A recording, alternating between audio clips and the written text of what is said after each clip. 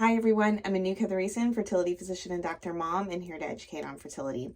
In this video, we'll be talking about what happens after you complete the egg freezing cycle when you want to come back and consider using those eggs. So let's start that discussion now.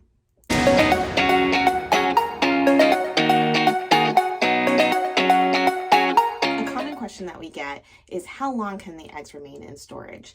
And the data is limited on this, but from what data we do have, there's no evidence to show any difference in outcomes for eggs that are frozen for a short period of time versus a longer period of time. So we extrapolate this to mean that you can store your eggs as long as you need to. And while they're in long-term storage, the clinic is closely and continuously monitoring them so that your eggs are safe until when you're ready to use them for pregnancy. Depending on the woman's age and that couple's individual circumstance, it could be possible for that couple to try and conceive on their own to see if they can conceive naturally before coming back to the clinic and considering thawing and using the eggs.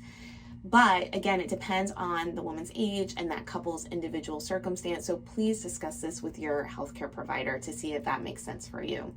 But assuming in general, if no red flags for infertility and cycles are regular and the woman is under the age of 35, then that couple could try theoretically for up to a year.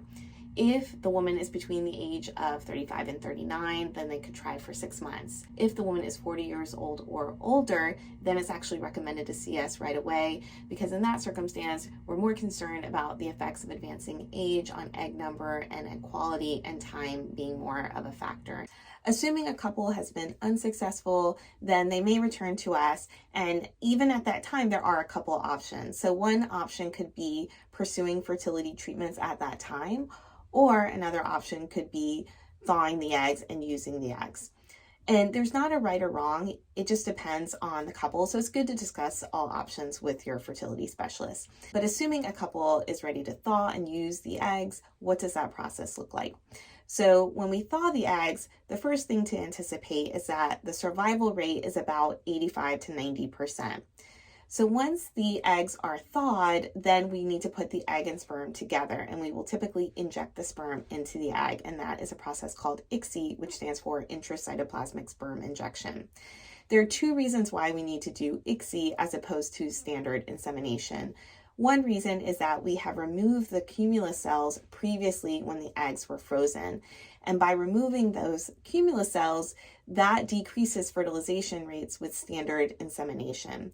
The second reason is that when an egg goes through the freeze-thaw process, the outer shell of the egg becomes hardened, and we are more concerned about the sperm's ability to penetrate the egg.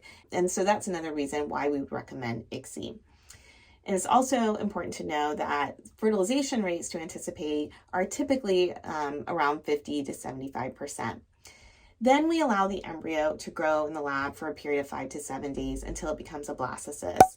A blastocyst is when the cells divide into the inner cell mass, which is the future baby, and then an outer collection of cells called the trophectoderm, and that becomes the future placenta.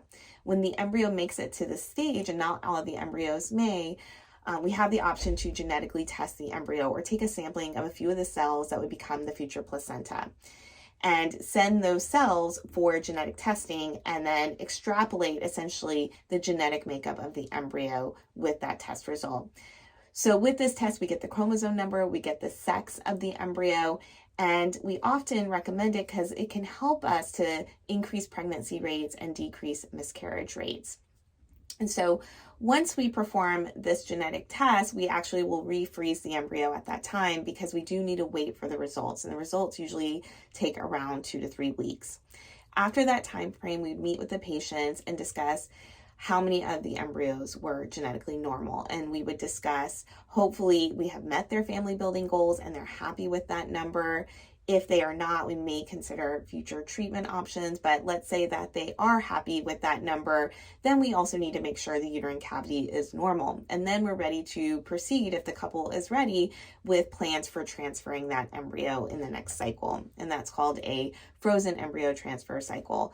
I have done a few videos on different protocols for different frozen embryo transfer cycles, so I will link them here.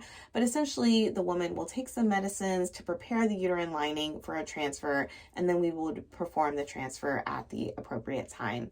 So that's a general overview of what to expect when you come back and thaw and use your eggs. It's important to have a good understanding of expectations and success rates when going through fertility treatments in general, but also that applies to when going through the process of egg freezing, and then also what to anticipate when you come back and thaw and use those eggs.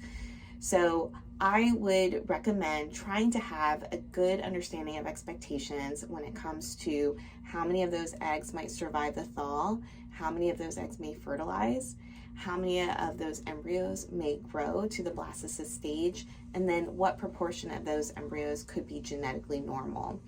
And this is going to vary based on the woman's age, so please discuss your particular circumstance with your fertility specialist.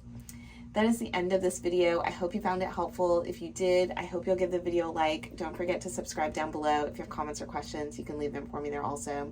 Thank you again so much for watching, and see you in the next video.